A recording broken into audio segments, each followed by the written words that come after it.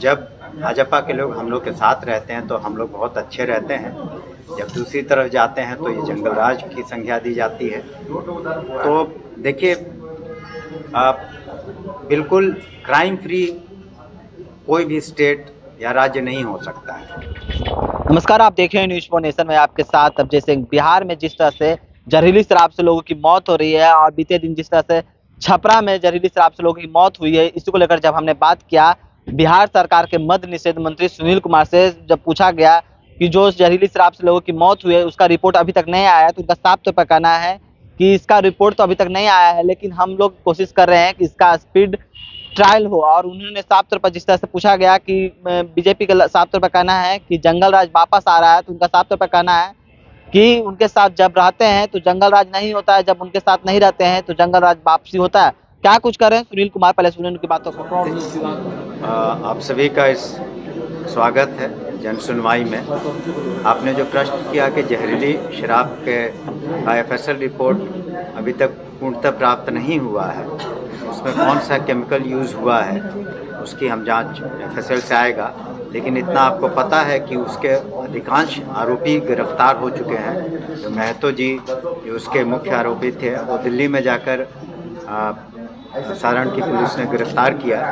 और इस जो जहरीली शराब से जो संबंधित केस है उसको हम लोग कोशिश कर रहे हैं कि प्राथमिकता के तौर पर उसका ट्रायल हो, स्पीडी ट्रायल हो। ये सब बीजेपी की तरफ से बार बार यह कहा जा रहा है कि जंगल राज की वापसी हो गई है। बिहार में जिस प्रकार से डबल मर्डर हुआ, कैसे देख रहे हैं? देखिए, जब पहले भी आपने ये प्रश्न उठाया है, न सिर्फ हमसे लेकिन अन्य जदयू के या महागठबंधन के नेताओं से आपने ये प्रश्न उठाया है। और जब भाजपा के लोग हम लोग के साथ रहते हैं तो हम लोग बहुत अच्छे रहते हैं। जब दूसरी तरफ जाते हैं तो ये जंगल राज की संज्ञा दी जाती है। तो देखिए, आप बिल्कुल क्राइम फ्री कोई भी स्टेट या राज्य नहीं हो सकता है। लेकिन इतना ज़रूर है कि अगर कोई घटना घटती है तो यहाँ पर बगैर किसी दबाव के, भेदभाव के जो आरोपी होते हैं, जिन लोगों ने घटना को अंजाम दिया है, उनकी गिरफ्तारी होती है, चार्जशीट होता है और कोशिश की जाती है उन कांडों का ट्रायल हो।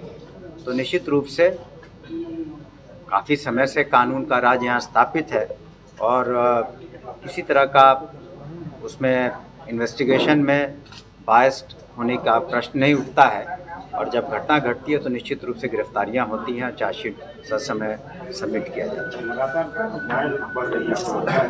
कल पटना में भी देर रात कंकड़बाग में हुआ। नहीं, देखिए, इतनी बड़ी जनसंख्या है, 12 करोड़ 14 करोड़, तो घटनाएं तो कहीं कहीं घटेंगी, चाहे वो नागरिक क्षेत्र हो, अर्बन एरिया हो या रूरल एरिया हो। तो प्रश्न ये उठता है कि उसके बाद की कार्रवाई क्या हो। और दूसरा प्रश्न ये उठता है कि बहुत रेगुलरली या फ्रीक्वेंसी के साथ घटनाएं न घटें। तो यदा कदा घटनाएं घटेंगी क्योंकि समाज में ऐसे लोग हैं जो कानून का उल्लंघन करते हैं। चाहे शराबबंदी का मामला हो, उसके भी उल्लंघन करने वाले लोग हैं क्योंकि उसमें फ़ायदा है।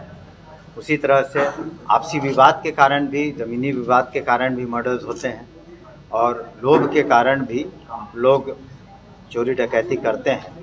तो जो वर्तमान में जो DGP पुलिस हैं तो काफ़ी अच्छे पदाधिकारी हैं। उनके नेतृत्व में हम समझते हैं कि जो जिला पुलिस भी है वो सही तरीके से काम कर रही है और जो भी दोषी होंगे उनके विरुद्ध कार्रवाई होगी। तो आपने साफ तौर पर सुना कि किस तरह से जहरीली शराब से जो उनके रिपोर्ट के बारे में पूछा गया, तो उनका साफ तौर पर कहना है कि अभी तक तो रिपोर्ट नहीं आया, लेकिन हम लोग कोशिश कर रहे हैं कि इसका स्पीड ट्रायल हो।